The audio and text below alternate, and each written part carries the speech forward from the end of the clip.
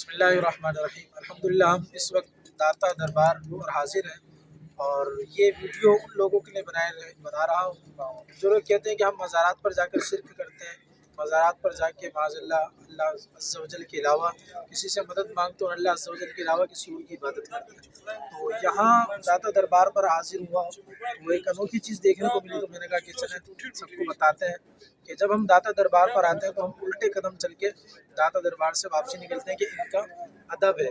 لیکن اس کے علاوہ ہم غور کریں کہ جیسے ہی اذانیں شروع ہوتی ہیں تو ہم اپنا رخ جو ہے داتا دربار سے پھیر لیتے ہیں اور ہم اپنا رخ قبلہ شریف کی طرف کر لیتے ہیں۔ اس طرح جب ہمارا رخ قبلہ شریف کی طرف ہوتا ہے تو داتا دربار کو ہماری ایک طرح سے پیٹ ہو رہی ہوتی ہے۔ تو یہ بتانے کا مقصد یہ کہ ہم جب اللہ عز و جل کی ہی عبادت کرتے ہیں اور جو اولیاء کرام کے مزارات پر آتے ہیں ان کے مزارات پر آنے کا مقصد صرف وسیلہ تلاش کرنا ہوتا ہے، ان کے وسیلے سے اللہ کی بارگاہ میں دعا کرنا ہوتا ہے اور کچھ نہیں ہوتا۔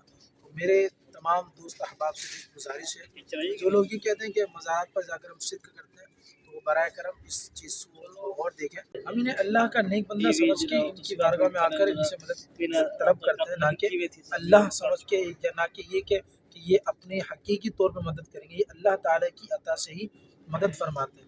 وہ لوگ جو اس وسوسے کا شکار رہتے ہیں ان کو چاہیے کہ وہ اس وسوسے سے نکل جائیں اور اللہ کے نیک بندوں کے وسیلے سے خود بھی دعائیں کریں۔ اللہ پاک نے چاہا تو انشاءاللہ ان کی برکت سے ہمیں دونوں جہاں میں برکتیں ملیں گی۔ اللہ کریم ہمیں عمل کی توفیق عطا فرمائے، آمین بجاہ فاطمہ۔